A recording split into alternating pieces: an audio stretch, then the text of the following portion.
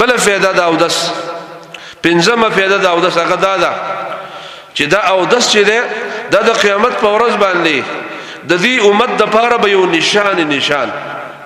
په دې امت کې به دا نه ښیي چې کوم خلک اودسونه کوي او منځونه کوي او دا اودس اهتمام کوي قیامت په ورځ به د دې مخون نه رڼا خېږي رڼا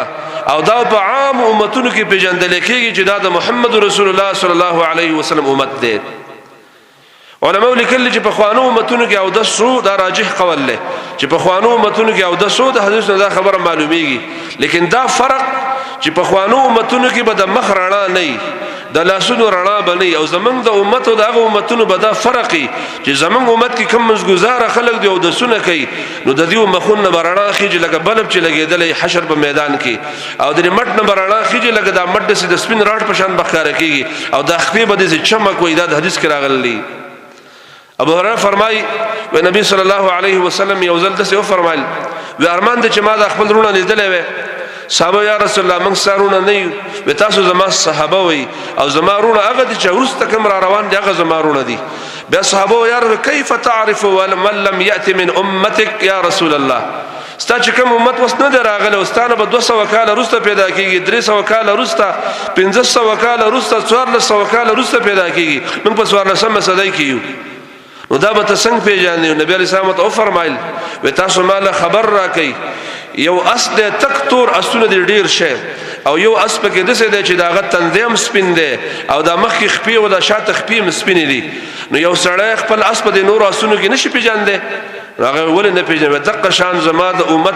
اندامونه چې کوم دي دا به د اودس د وجه رڼا کوي رڼا لکه سپین تندي والا اس او هغه اس چې هغه تکتور او دغه خپې چې کوم هغه سپینی نو د سي اس بسو پیژنې په خپل اسونو کې زب خپل امتیان د دینه پیژنم چې دوی د منځو د سوال خلق دي نو چا چې منځ کاوه د منځ لپاره بسړی او داس کوي د اوداسه فضیلت شو ورونه دین رمضان اهمیت ملاو شي من څومره مهم عمل له د من مخکې به اودس کې د اودس د وجه د حشر په میدان کې ستا اندامونه به ټول پړق کوي د راډ پشان د الله نبی به پیژن چې دا زما امتی دی دا پکې زما امتی دی دا پکې زما امتی دی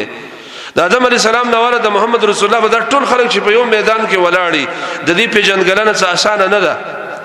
لیکن زمونږ امت په دې طریقه پیژندل کېږي چې دوی به اودسونه کوي دا اودس د وجنه به د دې اندامونه پړق وي دا غي د وجنه زما رسول وي صلی الله علیه وسلم جزبه پیژنم او د حوض کوثر وبو ته دعوت ورکوم چې هلم الی زما طرف تراشي